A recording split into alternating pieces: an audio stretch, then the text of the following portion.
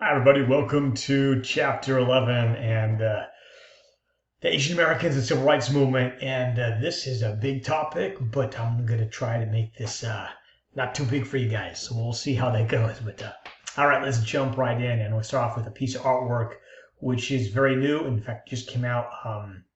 This photograph was taken 2022. And it shows a couple things I want to break down here briefly. So, I'm not sure that image right there, but this is anyway. It's supposed to be like a Malcolm X-like character, although I'm not sure it's supposed to be Malcolm X himself, but maybe sort of Malcolm X-like character. You see a Black Power Panther right here, Black Panther right here. So whether that's Malcolm X or not, but certainly representing a militancy within the Black Power movement, calling for a redress of racial wrongs and economic wrongs and all that the militancy and the call for justice and equality and radical change, revolutionary change that is Black Power. So that's on the right side of this piece of artwork, and then on the left you have someone who you're not familiar with, and I'll put myself in that category too before I started studying for this class. And this would be a lady named Yuri, and I want to get her last name correct. So hold on, give me a second. Actually, you know what? Maybe it's in the title. No, it is not. So let me scroll forward. Here we go. Yuri Kochiyama. There we go. So that is Yuri Kochiyama there on the left. And okay, we're back. Okay, so we're back. So, and you see her speaking through a late 60s style kind of megaphone. She's actually holding a mouthpiece, and she's going to be a very important Asian American activist. And then you see yellow tiger right here, and that represents the kind of concept of like yellow power, which we'll end this lecture on too. And that is the growing activism, the raising of voice within the Asian American community, demanding equality to be seen as fully in the whole complexity as they are. And so this piece of artwork, which is done by an artist we saw early in the semester too, Amanda. I need help with her last name. Thingbo. No, I'm not going to try.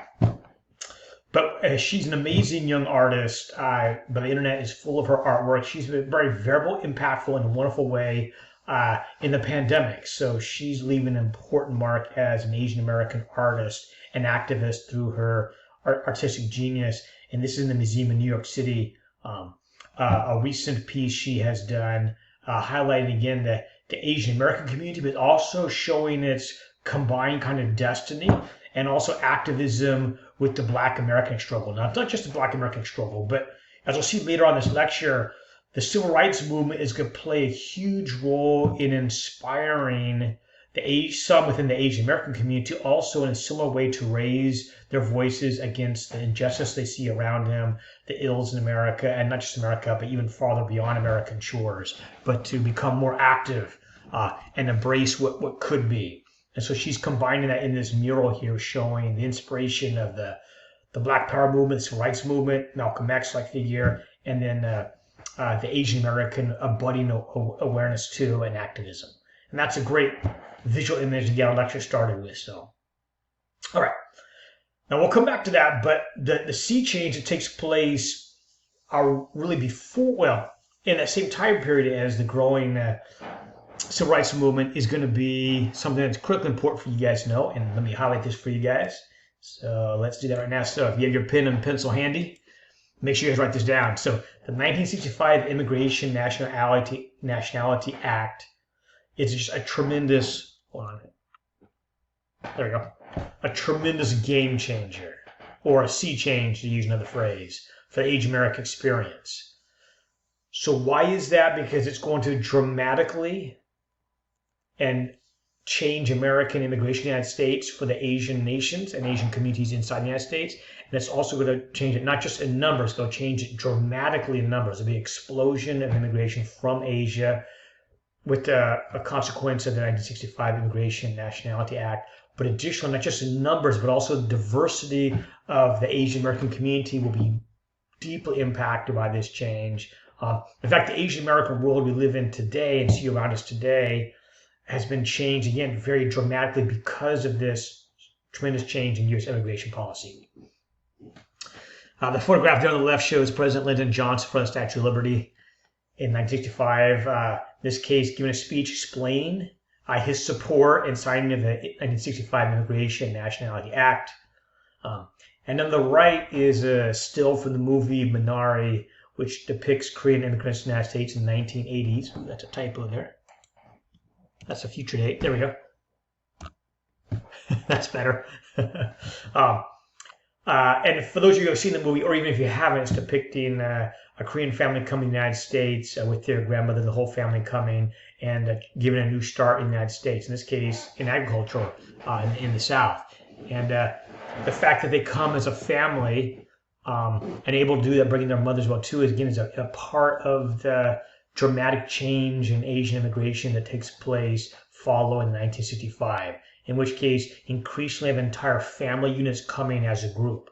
Whereas prior to this, oftentimes, because of Jewish immigration policy, which is so restrictive, now that did happen, of course. And of course, a lot of families would love to come as families, but that oftentimes is not possible. So oftentimes you have single men or an individual comes, eventually maybe they're able to bring over family, but it's not easy to come over as an entire family unit. But following 65, the odds of that happening are more likely. And again, it doesn't mean it always happens, but it's more likely that happens. And the movie Minari, which I recommend to you guys if you haven't seen, that's great, is an example of that change following 1965 change. And you can see here as well a picture there of Lyndon Johnson in front of New York City.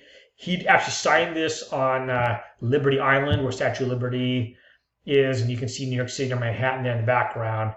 And then the graph you see there on the right just kind of gives you a visual example of how dramatically things change immigration-wise. So the Immigration Act is going to take place right this juncture right here. Now, prior to that, if you look closely and you see the bar for immigrations from Europe, Asia, Latin America, Africa, and other, as you can see, going back to the 1860s, it's dominated by Europe. And the amount of Asian immigrations from Latin America too is so small, it's almost unseeable at certain points in all those decades leading up to 1965. Now you do see a little bit of change from World War II into the 1950s, an increasing number of Asian Americans, but still quite small. And then suddenly, in 1965 Act, and then you see this dramatic expansion in immigration from Asia. In fact, percentage-wise, immigration from Asia is going to be the largest of these. And that is going to profoundly impact America and the world around us and the Asian American community, both in just sheer numbers, but also in diversity of the Asian American experience.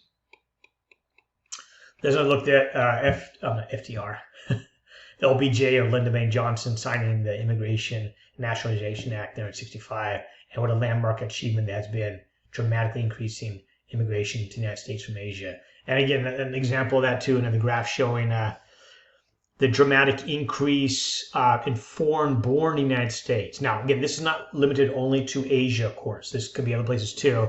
But Asia is going to play a big role in that. You can see the numbers there were fairly small until you get 1970. Then dramatically it's increased as the years move forward all the way up to, in this case, 2017 when that study stopped. You can see a dramatic increase in foreign born in the labor force. Again, some of those definitely come from Latin America and Africa, other regions too. But a significant portion of them are going to come from Asia. And again, as that graph showed you guys, this is a game changer where the Asian population was always a very small minority in the large American demographic pie outside of isolated areas, for example, the West Coast, maybe LA and San Francisco and so forth, where obviously the Asian population had a big impact there. But across the nation in general, it's quite minimal because the numbers are so small. But that began to change dramatically following 1965. All right. So let's look at an example of changes taking place. Now this one is not immediately in the demographic change. It shows how what it means to be Asian in America is in the process of change. And I want to show you guys a case study of what it's like to marry interracially prior to some of the big changes which are coming up we'll get to here shortly. So Most U.S. states, going back to the colonial time period, had very strong laws that prevented interracial marriage. Now, initially, a lot of the targets were either against Native Americans or against African Americans or the black community. So those early colonial laws were really both of those, both for Native Americans. Although, as you guys know, there's quite a bit of Native American marriage, so I don't want to push that one too far. But more clearly, more consistently would be laws preventing marriage between white Americans and African Americans. Most states had these. It was very common across the United States. Now, there's sometimes some variation there, but quite common. They called those laws anti-miscegenation laws. So let me give you a case study even as recently as World War II in this. So let me give you guys a minute here. So I want you guys to highlight this.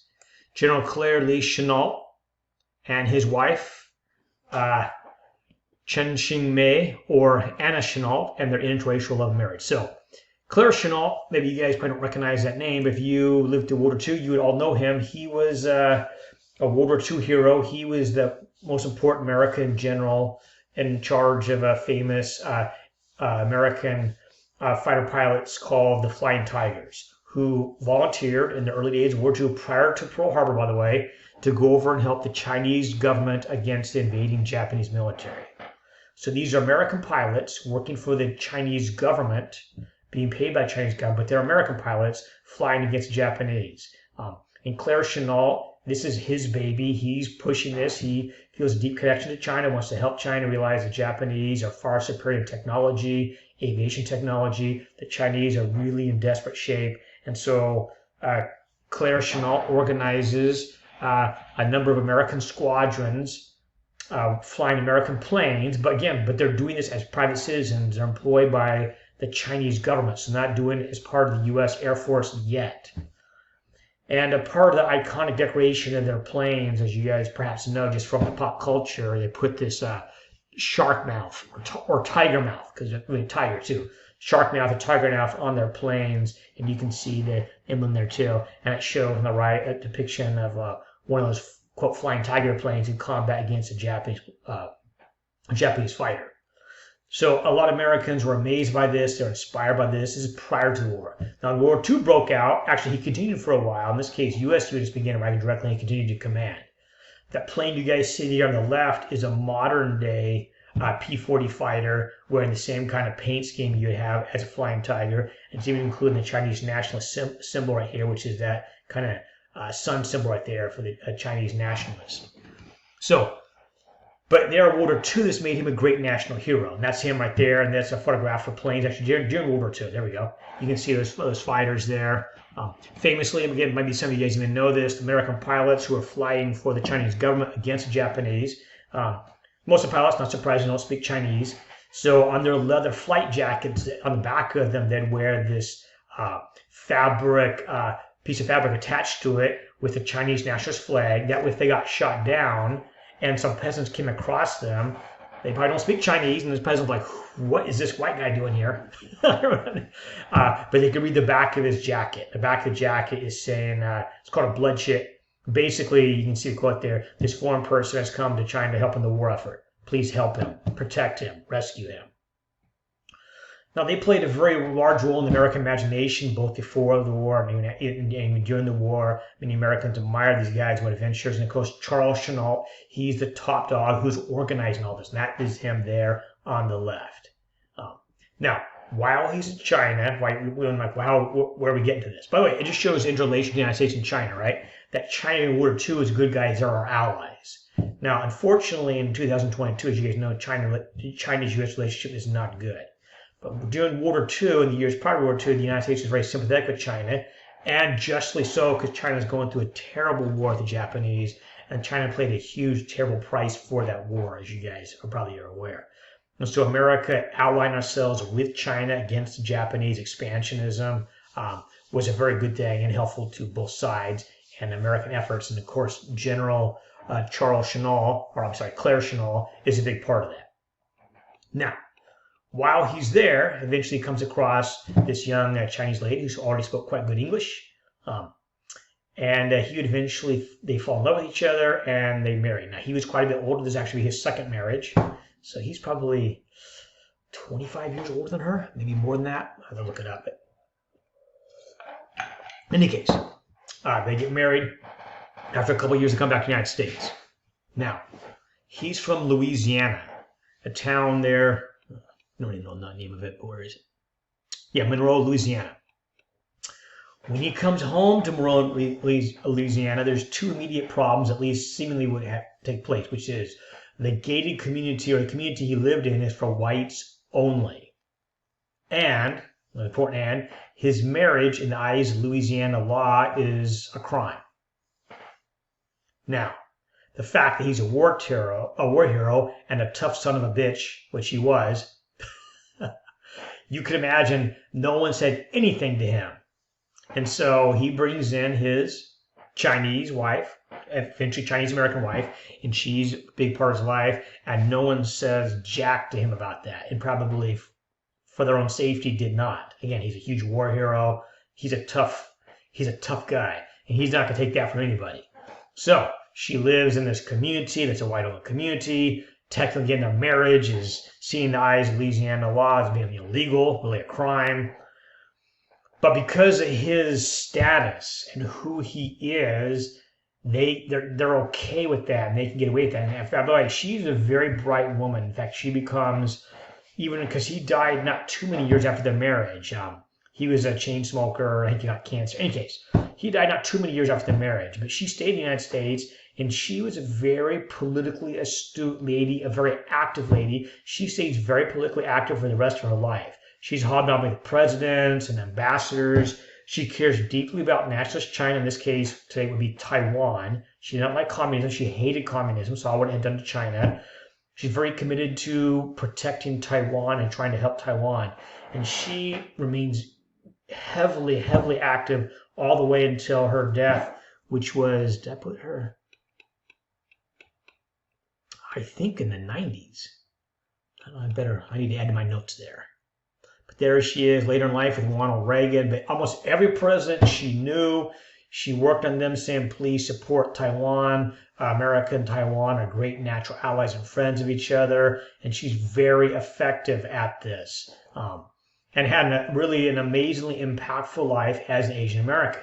So I recommend even reading her autobiography. There's a lot of drama there from her life in China, eventually coming across Claire Chennault, her marriage with him, her coming to the United States, and then her life here and her extraordinary political activism.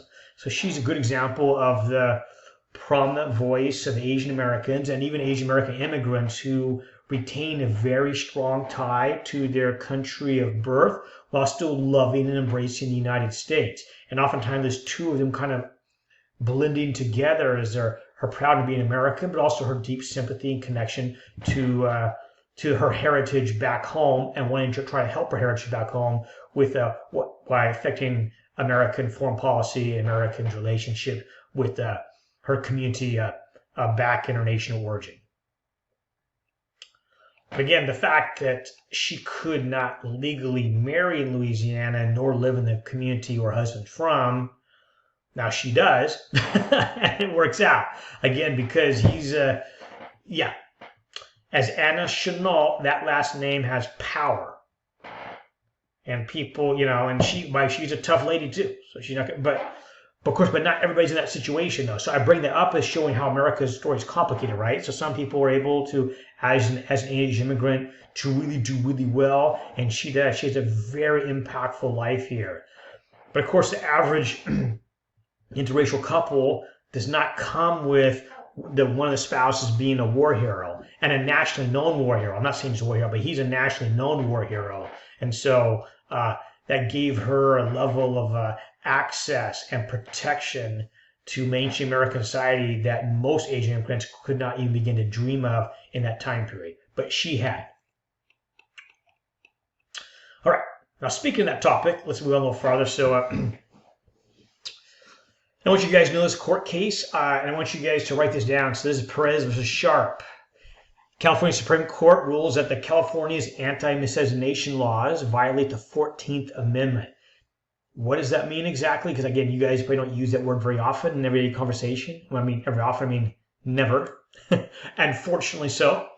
But again, that law prevents interracial marriage. So prior to the Supreme Court ruling in 1948, it was illegal in California to marry interracially.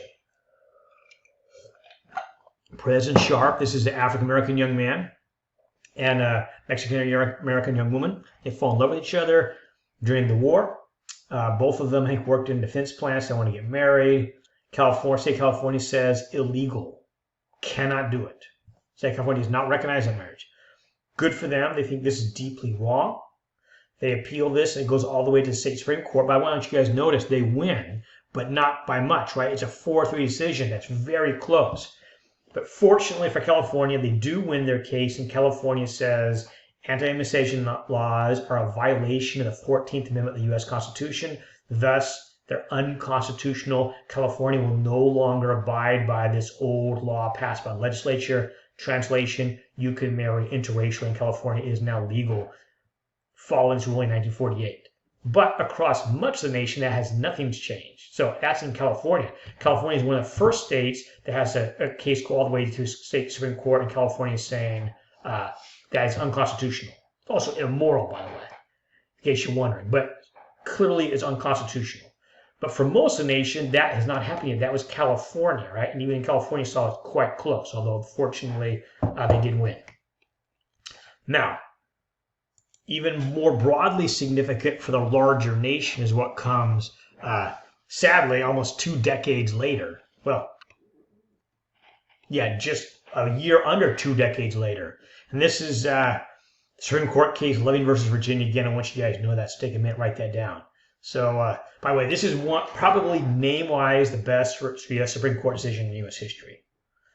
There's a young couple. He is white and she is African-American. That's him right there. His last name is, oddly enough, his last name is Loving.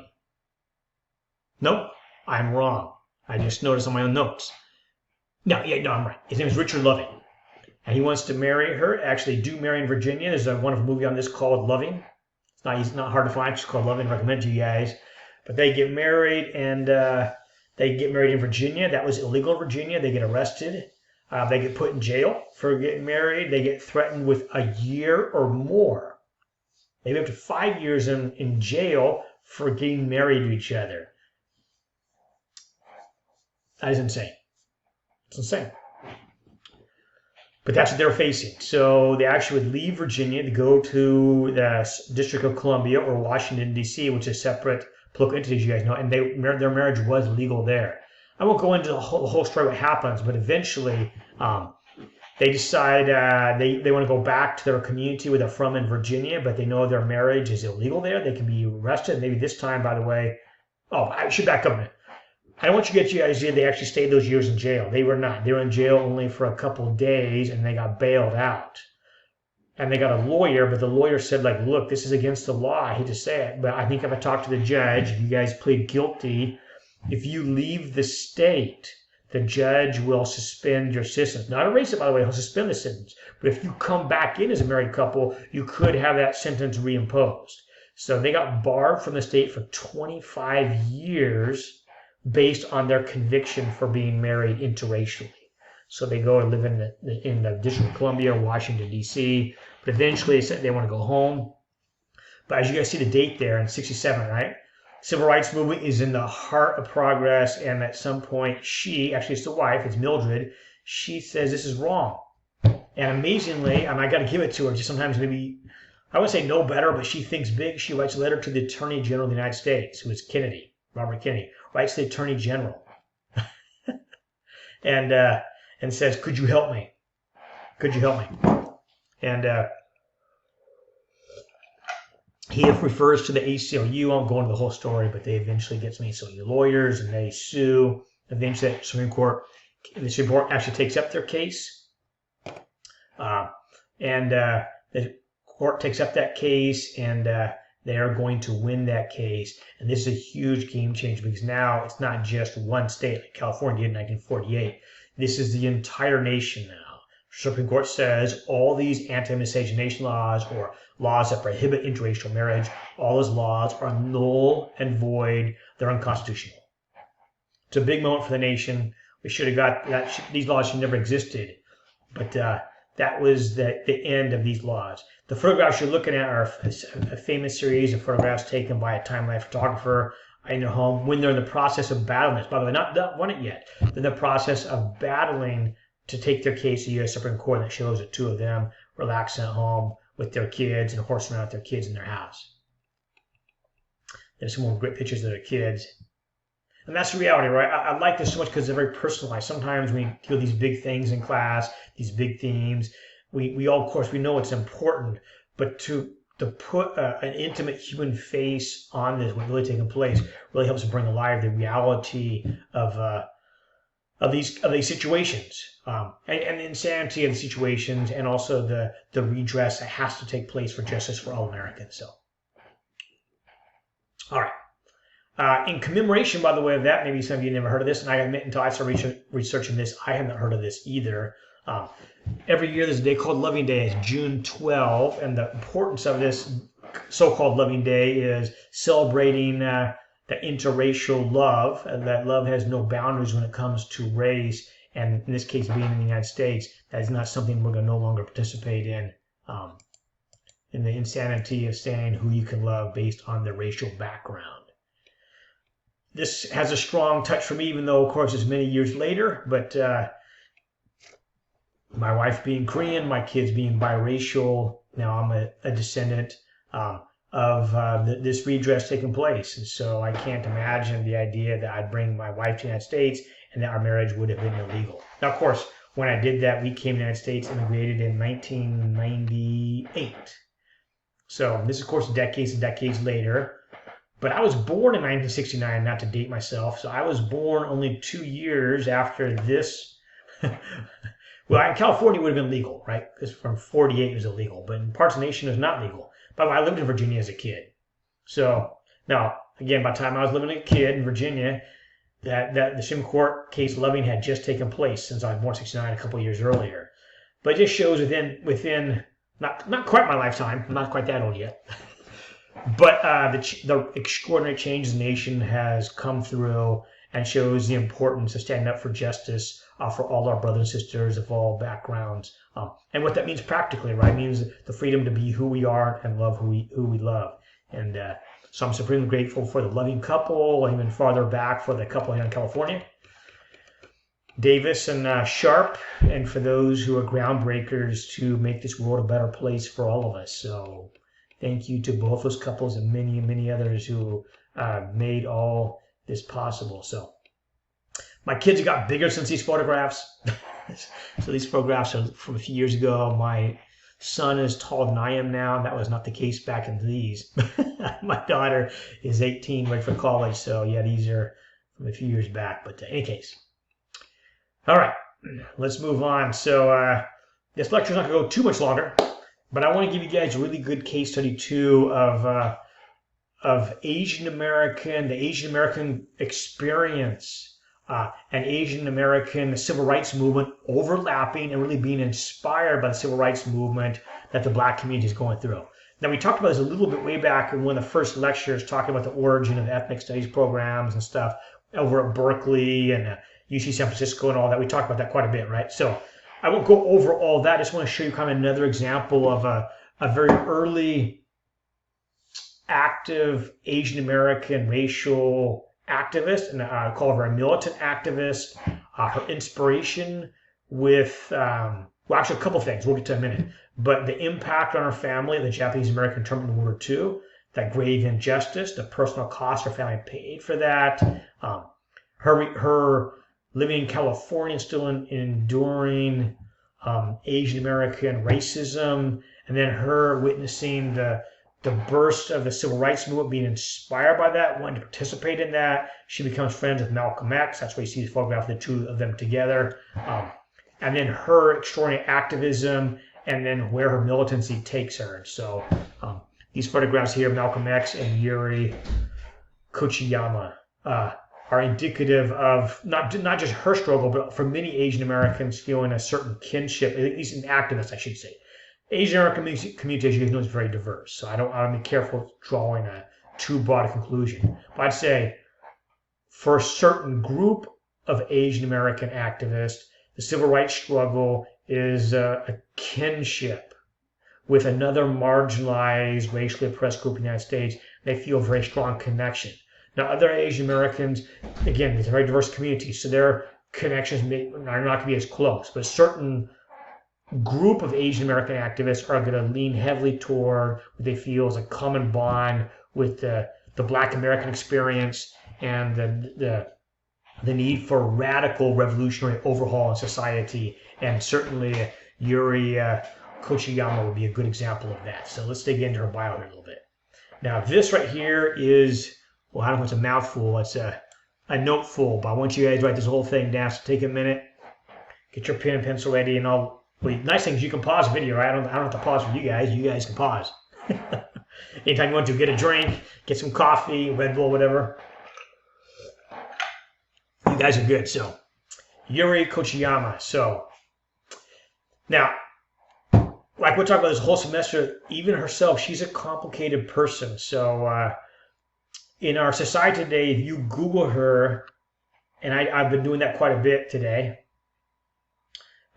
it's easy to get a one-dimensional version of her. Most of them are quite positive, some of them very inspiring. We'll see examples of that. Now, if you Google her, you also find some fierce critics of hers. Ironically, both those kind of sources on the web rarely are able to sit with a complicated image and see both sides of this. Usually it's one or the other, which is she's kind of a civil rights superhero for the Asian American community, or a more conservative reaction to her of saying essentially she's a traitor to the United States. So I would argue we need to keep all that in the same range as we look at her. And so that's what it says, a complicated legacy of a tireless advocate of civil rights and racial equality from the radical leftist perspective. Yeah, I think it's a good description of her. She was a radical leftist, and she was tireless her whole life, and she lived a very long life in her 90s. Tireless advocate for civil rights for all people and racial equality, among other leftist causes too. And she left an inspiring legacy of that activism. And I'll be more specific with this second part here. She was a bold, militant, social justice revolutionary, demanding redress of wrongs, for example, the Japanese American internment, and wanting to redress that. An end to economic and racial exploitation. She was very sensitive to, obviously, racism in general, but any marginalized community, she was highly worried and wanted to have that painful inequality and injustice to be fixed, whether it's economic, social, obviously racial, she especially focused on, but even gender too. And she was also a very strong critic of American foreign policy, U.S. wars, which she called wars of imperialism, above all in this case, the Vietnam War, that she was highly critical of and worked very hard to oppose U.S. involvement in Vietnam and other things to U.S. kind of foreign policy in general. Now, on the other side to her, due to her radical leftist ideology, she was quick to embrace fellow leftist leaders. And you see terrorists there. We'll come back to what we're talking about in a little bit. But she idolized them. Many of these communist and leftist leaders are very strong critics of the United States. And since she herself is deeply critical of America, oftentimes she found some of these communist leaders and others to be essentially a natural ally, criticizing the failures and sins of the United States. That's understandable on the one hand, but oftentimes I think she idealized them and ignored the abysmal human rights records and totalitarian ideologies of some of these, I guess I call them allies on the left. For example, like Mao Zedong in China, who she expressed great admiration for. And as we know today, Mao Zedong's human rights record is a nightmare. And she is blinded to that reality because Mao Zedong was quite critical of the United States, and that resonates with her, but she was not able to see clearly of what Mao is doing to China and the terrible loss of human life in China and the horrific human rights record that Mao imposed upon China. Anyway, all right, I know that's a big mouthful right there, but that whole complicated picture is important. So let's get a little more specific there. There's some wonderful artwork up here. We are all part of one another. I love that quote by Yuri. That then shows a depiction of her and Malcolm X. Late in life, again, she lived all the way to 2014. She stayed very vocally active. for a whole variety of causes. And so that's a good picture there on the right, holding her fist there, showing kind of all the way her desire for revolutionary change, what she sees. So she was born in 1921 here in California. And this is the very, by the way, I'm going to cite this is from Wikipedia. It's very short, but American civil rights activist, yep. And more, influenced by Japanese American internment experience, yep. An associate of Malcolm X and Maoist belief, she advocated for many causes. Yeah, and there's a couple of them: black separatism, anti-war movement, reparation for Japanese Americans, many political prisoners, all those.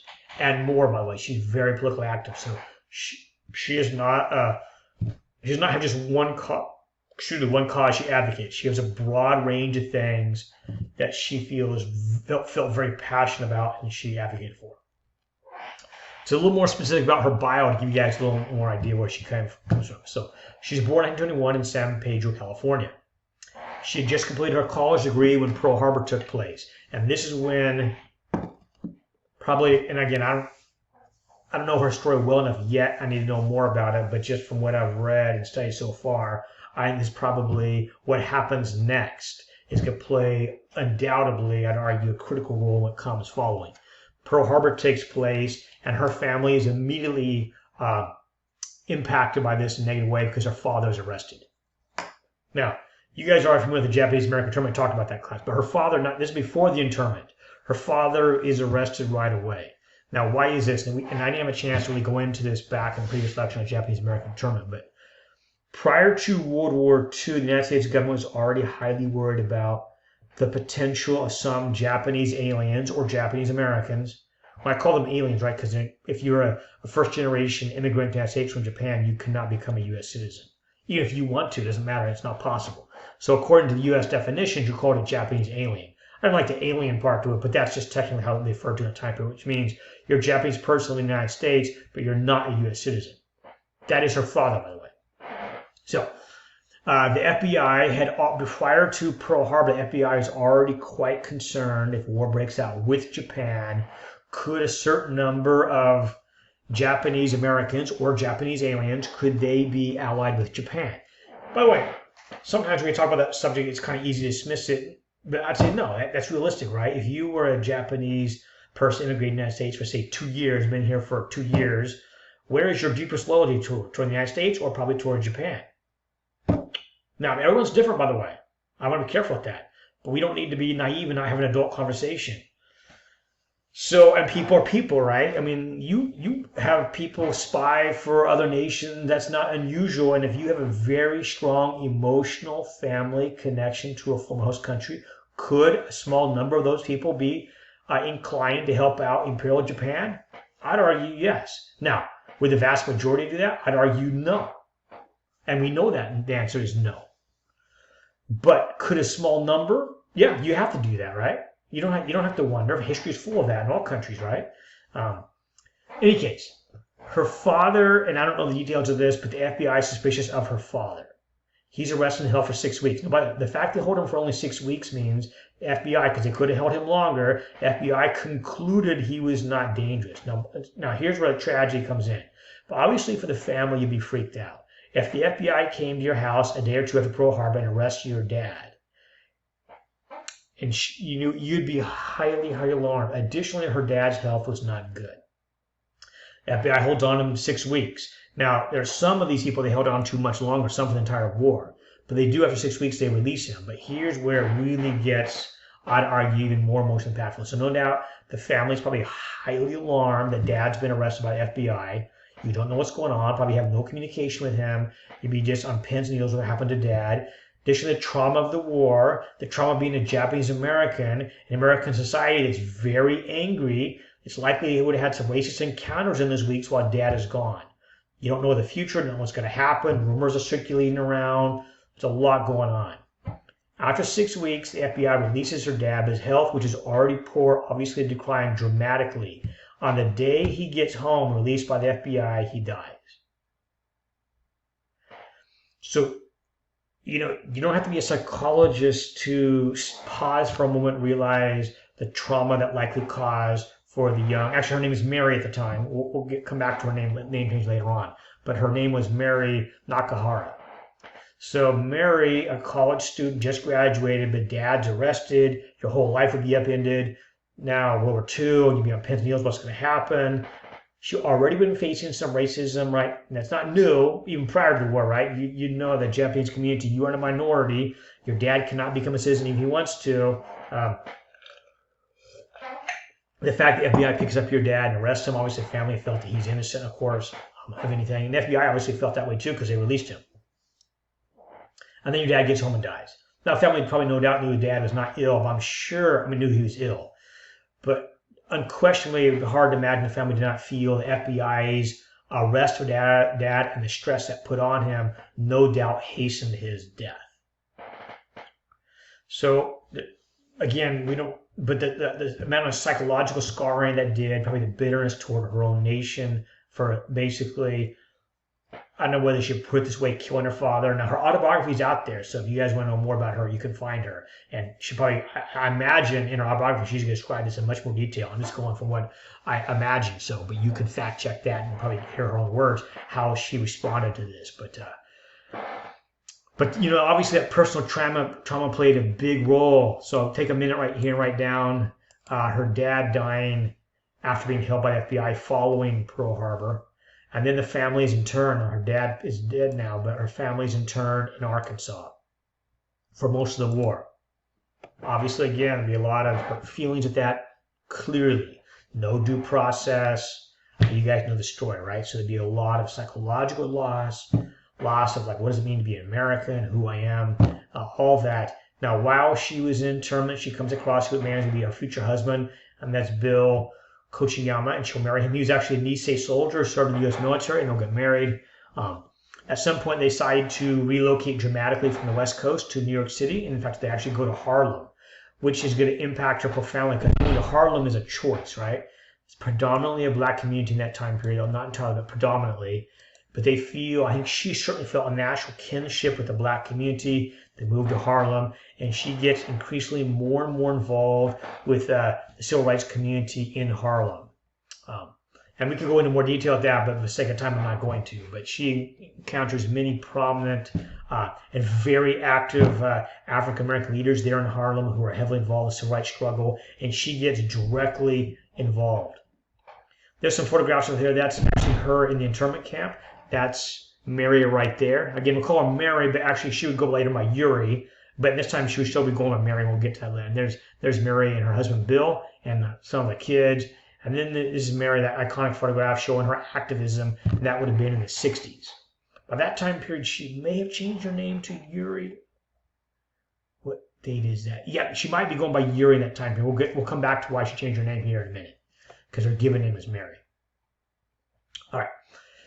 She meets Malcolm X in 1963, and they become, I don't know if they became close, but they're certainly allies. And she is very impressed by him, admires him greatly. In fact, I want to show you a photograph right here, a tragic photograph right here. But when Malcolm X was shot and assassinated, she was there in the crowd. She rushed up on stage. That's actually Mary or Yuri, right there, cradling Malcolm X's head, following his assassination. So she was literally physically there when Malcolm X, who she admired, was inspired by, when he was shot and killed. And she was there in the immediate aftermath of that, cradling his head. This is a famous timeline photograph showing her holding his head as he was dying.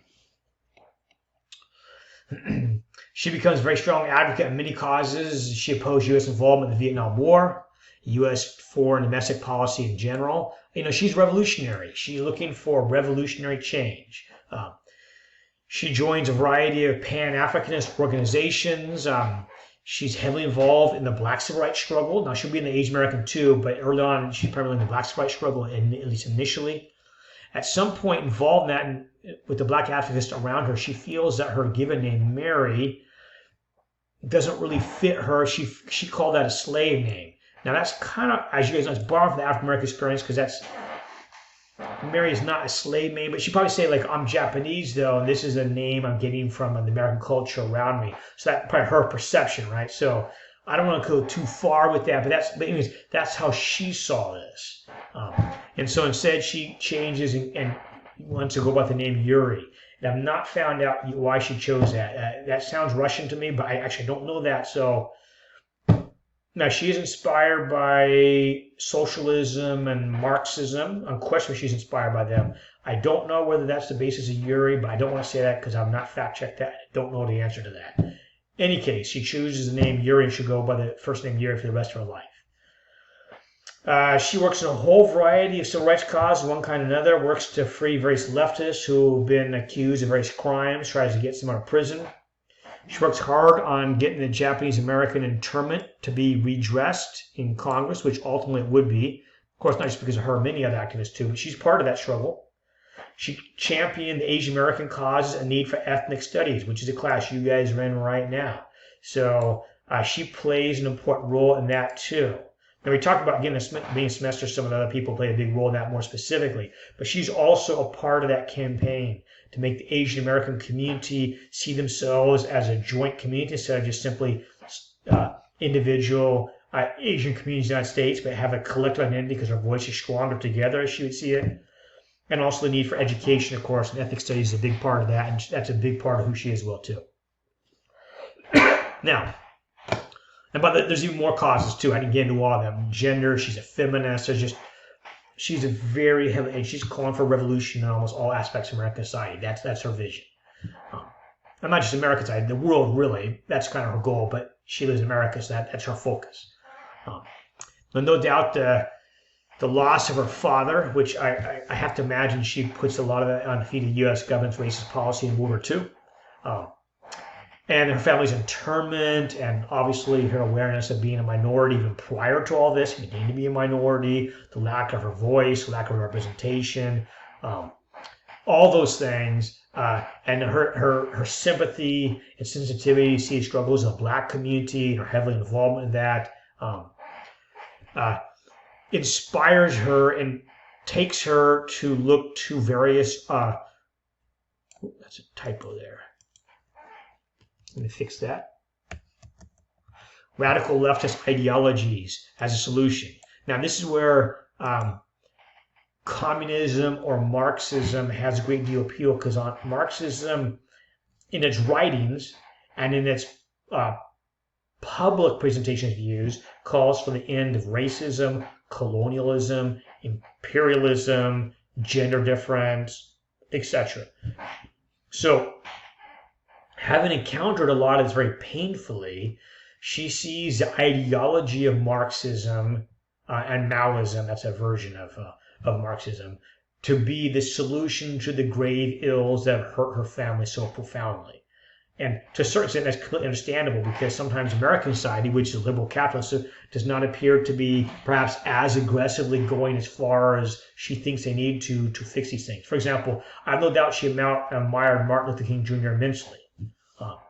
But perhaps she felt that he had was not radical or aggressive enough in his vision to completely remake America and the world, frankly, in a complete face of equality and dignity for all people, all of the world, as she would see it. Now, but I'd argue she's wrong with that, because King, I shouldn't say she's wrong with that. I don't know what her views on King were. I'm just imagining.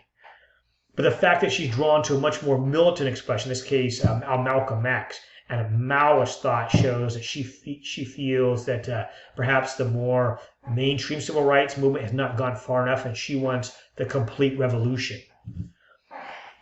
Again, it may be understandable, but unfortunately, because of that, and again, and why is that? Because she's looking at how they boldly attacked racism. Here, let me underline this because it's important for you guys.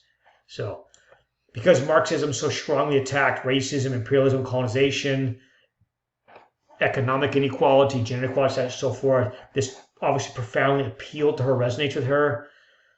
The sad part of that, though, is as she's inspired by this, she's not actually looking at the track record to how these communist ideologies play out in practice. Right? So she's reading the ideologies, but she's not really aware of the reality of what's happening in China, for example, under Maoism, and the just extraordinary amount of lives destroyed by Maoism. And also not recognizing that oftentimes these ideologies, which she feels are a natural ally and perhaps a solution to the world's ills, that they themselves have a totalitarian nature to them. that everyone must do the same thing that is proposed by these ideologies. In Marxist ideologies, there's no room for the non-Marxist. Not at the end of the day. At the end of the day, you must be a Marxist. So, and that means anyone who does not fall in that is in the class that has to be gotten rid of. And I think there's something fundamental in her that she does not see this or ignores this. And what that means is, so she praises Mao and Ho Chi Minh of Vietnam, but ignores their terrible human rights records themselves. The reason, again, why I use judge, I think she's inspired by the ideals. And also, if you live in the United States and you're not paying close attention, maybe it's easy to perhaps ignore the very dark reporting coming out of, say, China or Vietnam, where you're having terrible things taking place in the name of these revolutions. And you guys saw this very dramatically in Sympathizer, right? He's inspired by this too. Again, personal loss inspires him to turn to Marxism, as you guys know. But then when he gets back to Vietnam, it's not the paradise he imagined. It's darkness and it's just a betrayal of all these ideas, and there's tremendous loss. But for some reason, Yuri, I don't know, but she doesn't. I don't know what she did with that later in life. I don't understand how she's able. In any case, but she does not. So the most glaring example of this, as we wrap it up, is following 9/11. Most shockingly, and I'd say damningly, she praised bin Laden following 9/11. Why is that? Because, again, I think she's probably feeling the United States, our foreign policy is bad. Our treatment of the Muslim world is bad. But she converted to Islam late in life. And so I think, by the way, you can have debates on that stuff. Is U.S. foreign policy fair versus the Middle East? And do we have sometimes some racialized aspects of foreign policy? That's all completely fair conversation. We should have a conversation. But to view bin Laden as a legitimate voice of opposition to American foreign policy and to use simple mass death and his own totalitarianism, which is yesterday bin Laden, which is extremely dark, and I'd say genocidal level bin Laden. For example, bin Laden's looking for nuclear weapons. I don't know if you guys know that. Bin Laden used what he had, but they're looking for nuclear weapons. So the more you study bin Laden, start to realize this guy, yeah, he's contrary to U.S. foreign policy, but on a genocidal level, and not just U.S. foreign policy. Jews, any other minority group that would not fit in bin Laden's new Islamic purity utopia must be gotten rid of at some point. It's genocidal. And somehow, again, I think based on her own pain, she's not able to see that. She simply sees America being the source of essentially most ill in the world. And if America was no longer able to do that, the world's problems would be largely solved. And there's something that obviously missing there. All right, I need to wrap it up, so let's get to the end here. There's a quote by her. The most powerful weapon for women of color is truth. Go out there and tell the truth everywhere. It's a great quote. As we wrote from her very late in life, our ultimate objective of learning about anything is to try and create and develop a more just society. Yep, by the way, and she's trying to do that. So when I was pointing out that complicated parts, I'm not trashing her. I'm just simply saying, like, look, we got to be adults. I'm all saying, just like we have an adult conversation about Thomas Jefferson. We admire the brilliance of him, the vision of him. We talk honestly about his slaveholding and the contradiction of his beautiful ideals and what he did. And this includes all our heroes, whether it's, let's get to complicated legacy, and then we're almost done here. We'll stop here. But so the positive, inspiring, courageous champion for racial, economic, social, gender, legal justice for the oppressed, marginalized in America and the world. Yeah, she wants to fix these problems universally. She's extremely ambitious. She worked her entire life for that. Our Asian American history class is in part a legacy of her. Of course, her and many others, right? But she played a role in this. Our awareness of some of these issues, her strong advocacy to see all our brothers and sisters around the world in the United States with clear-eyed vision is a critically important and positive legacy of all her activism all those years. But as I mentioned in the last part, it's also a cautionary tale, and not just for her, it could be for all of us. That's why we mentioned it, right? But in focusing so intensely on the ills of the United States, which is necessary, by the way, she's not wrong about a lot of those ills, but focusing so intensely and often probably very personally, she blindly ignored equal and sometimes even worse ills in her natural allies. So what's going on? I call this a loss of moral consistency and objectivity in doing a very good thing. She was doing a very good thing in many ways, doing a good thing. And so that's what we need to praise her for that. I'm not trashing her. Like, look, she's doing good work. But I think that was she able to lose some perspective, and so she loses moral consistency. For example, a Chinese life lost under Chairman Mao is no less tragic than a black life lost in Jim Crow South in this time period. They're both tragic. Both of them need to stop. So we don't have to pick one or the other and say one's horrible, the other one I'm going to kind of ignore. No, moral consistency says Jim Crow segregation in the South or anti-Asian racism is unacceptable, morally, constitutionally, legally, and as a society. And she was outstanding on fighting for that. We as a nation, we owe her debt for that. The sadness is, though, I think her anger and loss blinded her to being morally consistent in other places too.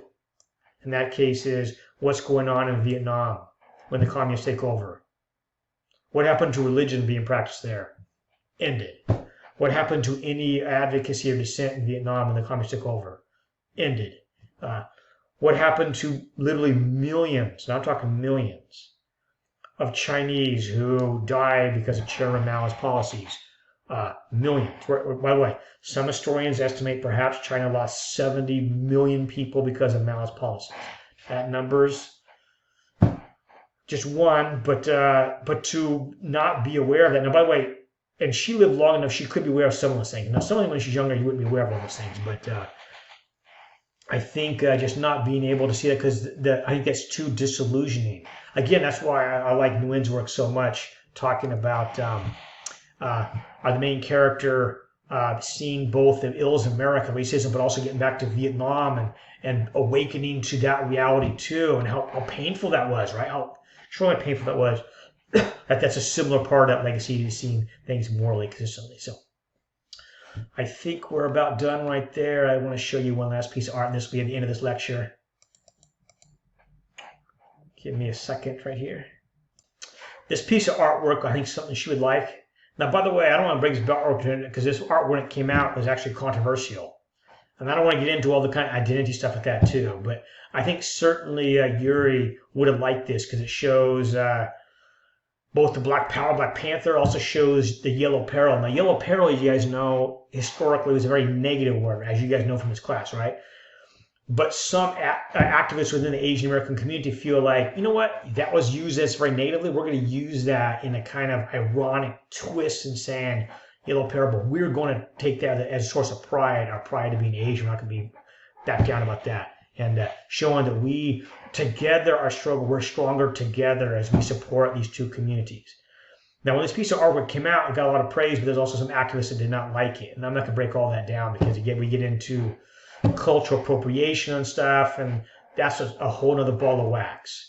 But I think certainly Yuri would have liked that because that's certainly true for her own life of this kinship with other marginalized communities, and let's join them in an effort to make this world a better place. I think certainly she would have liked that piece of artwork, even though, again, there are critics of this have problems with some of the imagery there. So, but that's for another day. You guys, hope all of you are well, and that's in this lecture. So take care, everybody.